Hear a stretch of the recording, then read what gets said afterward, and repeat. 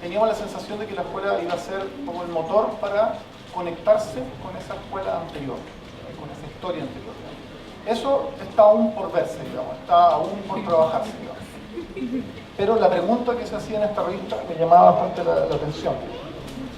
Los pocos documentos que existían para poder conocer a los protagonistas o a aquellas personas que habían participado de esa escena provenían casi todos de la literatura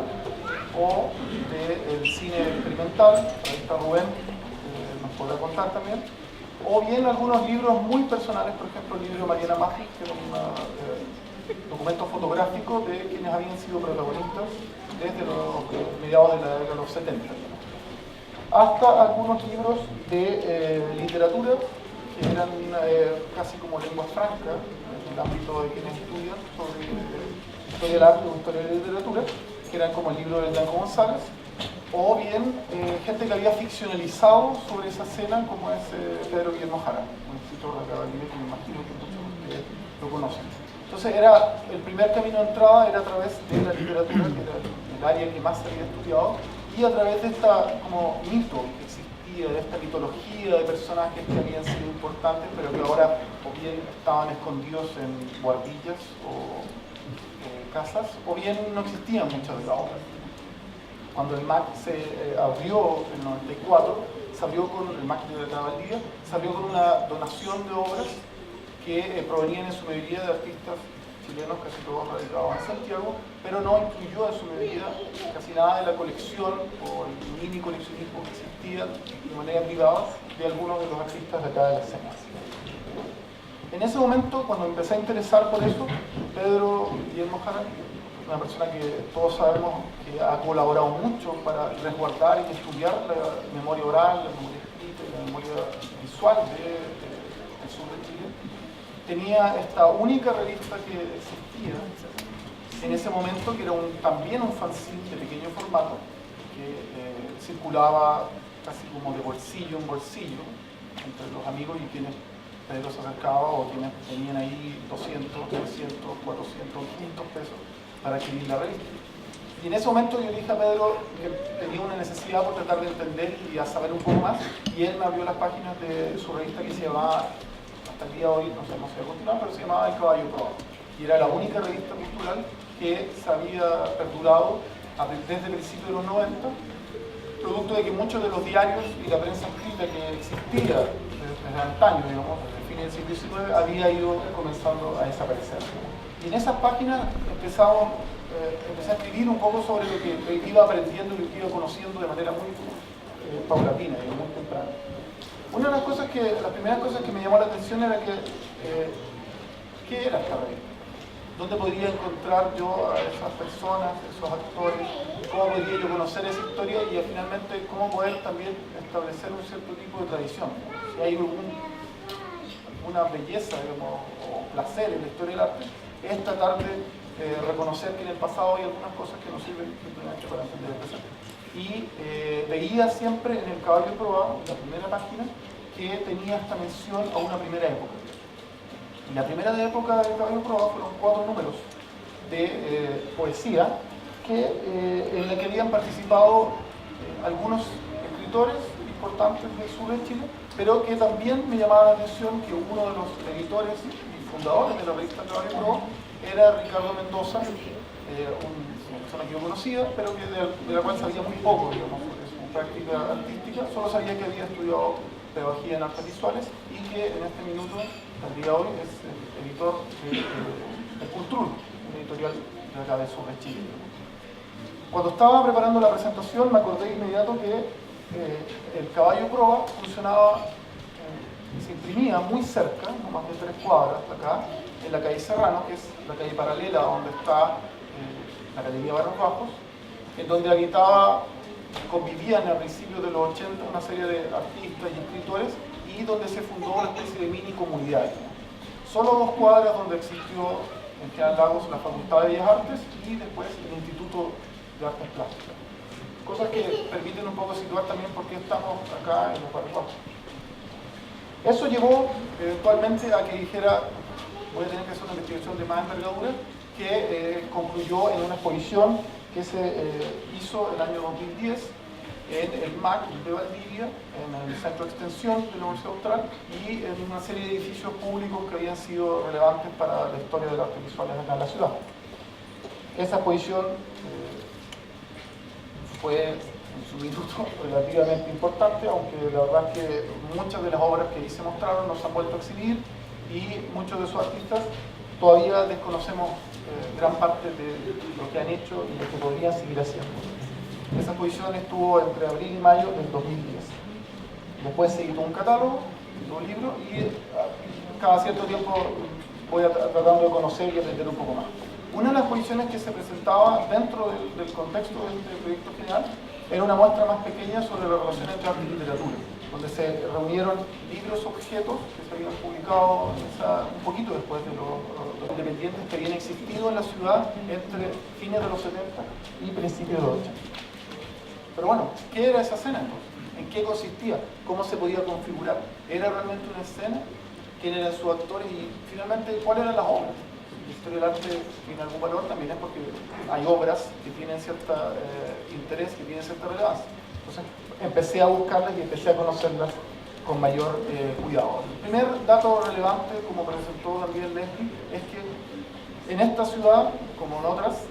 la escena artística ha estado en gran parte impulsada o vinculada con algún tipo de institución universitaria. El año 77 llegó acá a la ciudad Ricardo Mendoza y Mario Treves, quienes abrieron una escuela de artes visuales, y el año 79 llegaron 2 profesores más a enseñar. Es una escuela bastante pequeña, muy acotada, con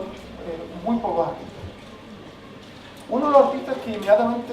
me llamó la atención, producto de su obra, de lo que había realizado, del tipo de obra que tenía, era un artista que se había formado en la Universidad de Chile, pero después tuvo una larga estancia en los años 60 en Estados Unidos, y que llegó por azar, digamos, a Valdivia, invitado por una persona relativamente importante de la Universidad de Valdivia, que que se llamaba Víctor Femenina. Fue invitado a hacer dibujos en el departamento de paleontología y luego rápidamente se sumó a la Escuela de Artes Visuales. Era un artista que tenía una obra de gran formato, principalmente desplazamientos del grabado, desplazamientos de grabado tradicional. Se había formado como grabador, pero había hecho una obra gráfica muy potente, muy fuerte, de gran formato, y que llegó e inmediatamente comenzó a marcar una suerte de impulso muy fuerte en algunos de los artistas jóvenes que estaban empezando a formarse en esa escena. Solamente coloqué 3 obras que son representativas de su trabajo, las 3 son de gran formato y las 3 estaban en exhibición en la muestra que se hizo en el MAC. Las 3 tenían que ver con temas de una mezcla entre expresividad muy fuerte a través de manchas que son hechas con serigrafía, y también traspasos fotográficos, traspasos de imágenes de violencia o bien de agresión o bien imágenes que provenían de la cultura masa. Muy rápido, un grupo de estudiantes, no con la misma, o no sé si con la misma intensidad, pero no sé si tampoco con la misma vocación, pero un grupo de los primeros estudiantes que se había formado entre el año 77 y el año 79 tuvo una exposición colectiva, digamos. Ese grupo diverso, totalmente diverso, se llamó Grupo 6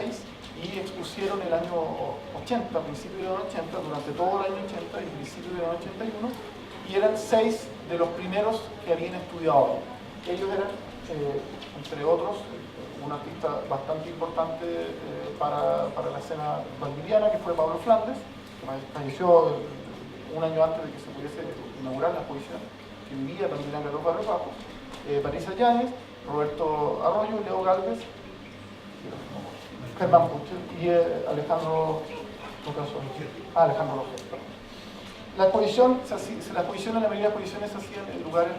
públicos, en la municipalidad, había también algunas salas había una sala que era de la universidad, pero era la municipalidad, la sala de la municipalidad la que recibía todas estas exposiciones. El más conocido para la mayoría del público valdiviano sigue siendo, por supuesto, Pablo Flandes, que es pintor y es por el tipo de imágenes que casi todos identifican con lo que es la imagen de Valdivia. Pero al interior de la casa de Pablo, cuando él tuvo la amabilidad de abrirme su taller y después Gilda tuvo la amabilidad, su señora, de seguir manteniendo esta relación y seguir conociendo, al interior de su casa había una serie de pinturas que estaban prácticamente como desechadas, que eran como equívocos, errores o bien cosas que no tenían valor, digamos, valor comercial, y que eran las cosas que inmediatamente mi ojo y el ojo de los chicos con los que yo estaba trabajando, que eran estudiantes en ese momento de la escuela, se iba y nosotros constantemente le preguntábamos, pero Pablo, ¿qué era esto? ¿Qué era esto? Y esa serie de pinturas eran unas pinturas de muy pequeño formato, muy expresivas, que se alejaban bastante de lo que él hacía tradicionalmente. Eso me atrajo bastante de un artista que tenía una trayectoria, una estética bastante reconocida. Pero Pablo fue el más conocido de ese grupo. Se mantuvo en la ciudad y mantuvo su trabajo hasta que falleció. Uno de los menos conocidos y que pasó completamente al olvido, salvo para sus amigos, fue Leonardo Gálvez, Leo Gálvez. Gracias, Diana. Fue Leo Gálvez, que vivía en Santiago, llegué a él a través de las artes simplemente, y que en una bodega que estaba muy cerca de su departamento tenía una serie de cachureos que estaban como etiquetados como recuerdos de los 80, y que eran papeles arrugados, doblados, que inmediatamente le dije, Leo, esto tenemos que verlo, tenemos que tratar de restaurarlo, tratar de guardarlo. Eso se hizo el año 81 y fue el año en que se hicieron las primeras exposiciones individuales de artistas formados en la escuela. A diferencia de Pablo, que era un artista que estaba volcado hacia el paisaje, la naturaleza, incluso en el límite de la abstracción, que es algo que se sigue haciendo hasta el día de hoy en el famoso concurso de Lirio Río, Leo Gálvez era un artista con una iconografía muy personal, muy distinta, que provenía de su homosexualidad y que inmediatamente, tal y como comentó Leslie con respecto a los artistas que tenían un compromiso político en Concepción, fue un artista que marcó un antes y un después con respecto a lo que se hacía en términos de arte visual. Para ninguno de los artistas de esa época pasó desapercibido el trabajo de Leo, que si bien es un trabajo de dibujo, digamos, un trabajo ilustrativo, pero tenía una densidad visual y habría un tema, una temática que sin duda tiene que haber causado, no sé si eso, digamos, pero algo, probablemente en la mirada de quienes estaban presentes en esa sala. Fue una de las exposiciones más comentadas de la época. Hay una serie de notas de prensa, de críticas de exposiciones que comentan la reacción del público, por supuesto no toda muy favorable. El trabajo de Leo pasó, como les dije, sin pena ni gloria, hasta el momento que se recuperó. Acá en Valdivia había algunas personas que tenían algunas de sus obras, pero ninguna que pertenecía a esta serie, que eran todas de la exposición del año 81. Leo después se alejó de las artes visuales y se dedicó al diseño de interiores después de trabajar en diseño de teatro. Pero había algo sumamente potente con respecto a la obra de Leo que tenía que ver con entender la obra como una manera de comunicar ciertas ideas, comunicar cierta visualidad que no había tenido lugar antes en un espacio de representación. Y ese asunto, esa aproximación hacia la obra de arte, que no tiene que ver necesariamente con la representación de la afuera, la representación del mundo exterior, sino que con una inquietud y una posición política mucho más fuerte, es algo que va a perdurar a lo largo de esa década. Posteriormente, como decía, Leo se distanció de las artes visuales, pero sus compañeros o su propia escena se mantuvo. Uno de los que se mantuvo en esa escena durante toda la década de los 80 y durante toda la década de los 90, que reside ahora en Estados Unidos, fue Roberto Arroyo, quien fue uno de los primeros artistas en Valdivia que trabajó temas de niños desaparecidos. En esas exposiciones del año 81, también tuvo una exposición individual a finales del año 81, fue uno de los primeros artistas que trató de representar lo que estaba pasando en términos de detenidos desaparecidos, de violencia política, incluso antes, como decía, incluso antes de que se hubiesen hecho las primeras movilizaciones estudiantiles. La iconografía de Roberto era una iconografía que mezclaba elementos que tenían que ver con una cultura un poco más ancestrales, precolombinas, con los sucesos contemporáneos que estaban sucediendo en esos mismos minutos. Roberto era uno de los que aparecía en ese libro que les mostré al principio de Mariana. Otro de los artistas que participó también de esa escena, estudió en la escuela y es uno de los artistas que ha hecho una de las obras más importantes con respecto a experimentación y desborde de campo. Fue Víctor Ruiz Santiago, quien partió también dentro del área del grabado, del dibujo, y fue eventualmente desplazándose cada vez más. Algunas de las cosas que él realizó, lamentablemente no podemos verlas porque no tenemos el tiempo para verlas, pero están disponibles en el Centro de Documentación de la Moneda de Santiago, y acá hay algunas personas que los tienen. En este caso es un proyecto de titulación de Pedagogía en Artes Visuales, que fue la primera obra de videoarte en Valdivia, que era una obra bastante compleja, que consistía en una discusión entre dos personas que no podían entrar en ningún grado de comunicación. Trataba sobre el problema de la comunicación, donde además se mezclaban como imágenes de cierta incoherencia entre sucesos un poco ambiguos, y había una cosa como mezcla entre ambigüedad, falta de comunicación, que tenía que ver también con la regambre literaria, que era muy fuerte al interior de la escena Valdivia.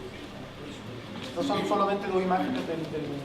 cuando se estaba grabando el video. El proyecto de título de Víctor fue un proyecto que también tenía que ver con el desplazamiento del grabado, que yo considero que forma parte de ese influjo que tuvo muy fuerte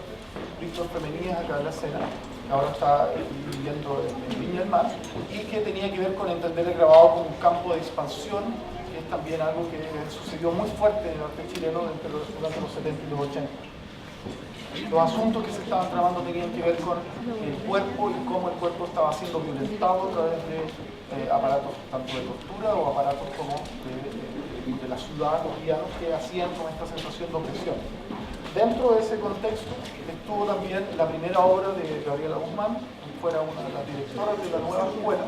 que ahora también hace clase de la escuela. Su proyecto de título era un proyecto de pintura con mezcla con gráfica, con grabado y dibujo, en donde se representaban escenas de cuerpos agredidos, cuerpos violentados en pinturas de gran formato. Junto al trabajo pictórico de Gabriela Guzmán se aprecia el trabajo pictórico expansivo de el que es hoy en día el director de la Escuela de Artes Visuales, que es Mauricio Contreras, no sé si está por ahí en la sala, no sé si no alcanzó a venir. Mauricio trabajaba la pintura en su función también expresiva, mucho más fuerte, con representaciones de cuerpos que estaban siendo agredidos, bien close-up hacia zonas erógenas, todas cosas que, como les decía, tenían que ver con ese desplazamiento del grabado, la presencia de la violencia hacia el cuerpo a través de ya sea la pintura, la gráfica o la ilustración. La serie de pinturas de Mauricio, las imágenes que les estoy mostrando son dos imágenes de muchas pinturas que desaparecieron, que están hoy en día solamente en registro fotográfico, salvo algunas de la Gabriela, pero el resto de las pinturas de Mauricio lamentablemente desaparecieron por voluntad de los propios artistas. Algunas de esas obras que se alcanzaron a rescatar cuando estaba haciendo la investigación fueron obras realmente increíbles, que fue una sorpresa para mí encontrarlas, que tenían que ver con la presencia cada vez más fuerte de elementos políticos, elementos cuestionamientos de los signos sociales. Esta es otra obra de Víctor, donde no sé si empieza a distinguirse, acá es una especie de construcción de la bandera chilena, que en la parte superior tiene un cuadrado con frases alusivas a los colores de la bandera nacional, y al interior del cuadrado, donde debería estar la estrella, se han inscrito referencias a la cultura mapuche, además de una fotocopia ampliada de un cuerpo arrojado en el suelo como si hubiese recibido una herida, que es una fotografía de su padre, y todo esto que se está viniendo abajo es una verticalidad muy fuerte. La obra, yo creo que es una de las obras más importantes, estaba acompañada del mismo año 85 de otra obra que tuve la suerte de encontrar en, no sé si en la bodega, pero una de las bodegas en la casa de Mariana Mata, que es una representación muy de gran escala de una especie de metáfora del torturado como cuerpo de Cristo, que cada una de sus partes, una obra de gran formato, que cada una de sus partes constituía una especie de collage visual con una infinidad de referencias a la situación. Estas son imágenes de asesinatos en Nicaragua, imágenes de Corea, imágenes principales que tienen que ver con la violencia o la historia de la representación de la violencia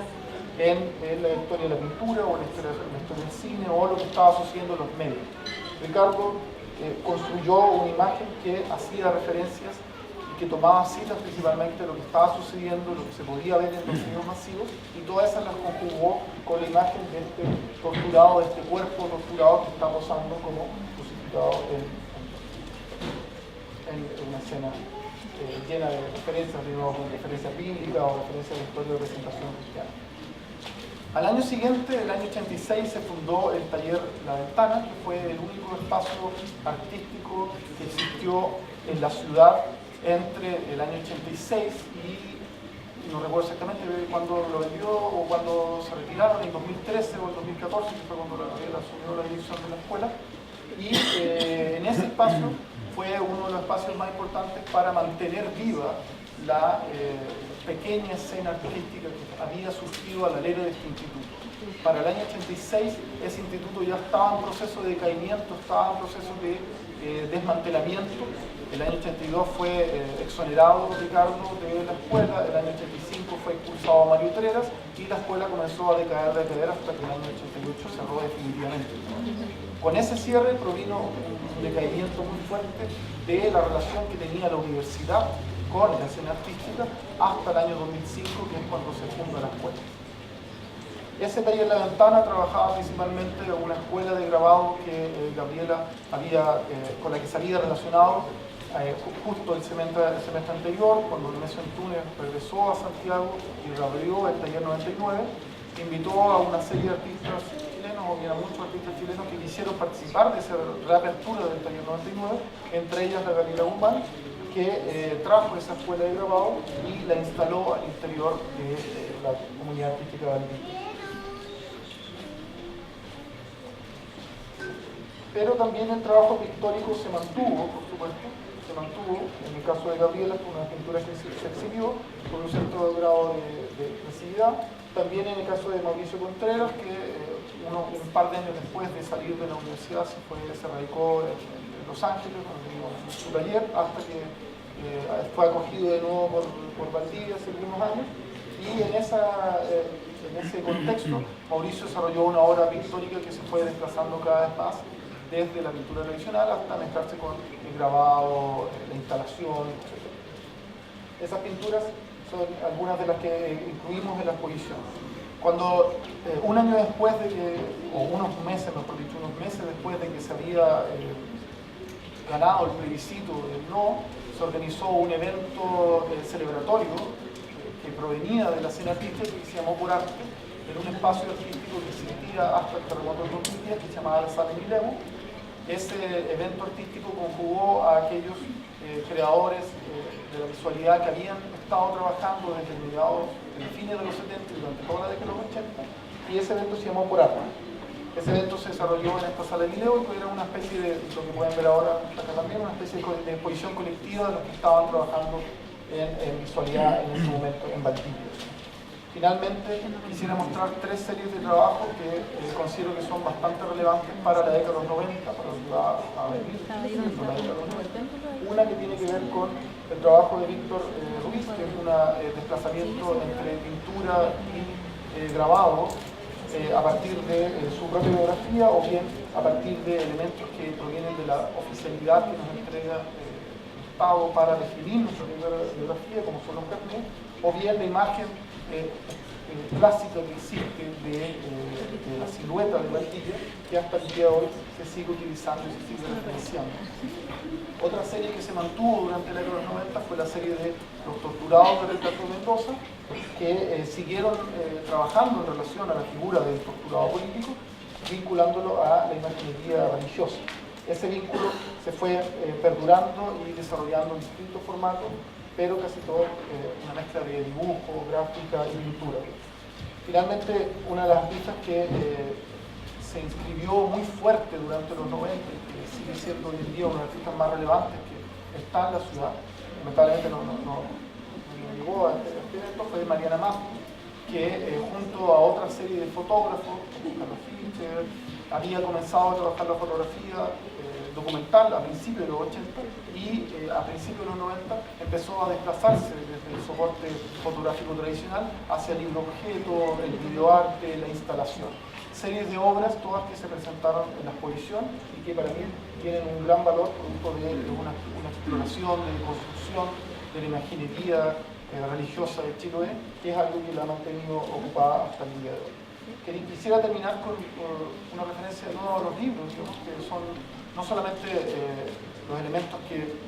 se archivan, que perduran, sino que son los elementos que transmiten conocimiento, que transmiten deseo y que son los que motivan la curiosidad al resto de las personas que queremos aprender sobre esto.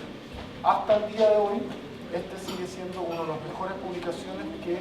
recopila la obra completa de un escritor valdivieano que se llama Jorge Torres. La publicación se hizo al alero de la editorial de Cultrún, que fue una editorial que fundó Ricardo Mendoza unos años después de ser exonerado de la Universidad Austral, y que es significativo el trabajo que esa editorial ha ido desarrollando desde mediados de los 80 hasta el día de hoy para construir una historia de las imágenes, una historia de las letras, una historia de la cultura en Valdivia, pero también en la zona sur, que es la zona que siempre se ha definido desde Concepción hacia el sur. Con eso quería terminar y espero que se sientan motivados para conocer ambas escenas y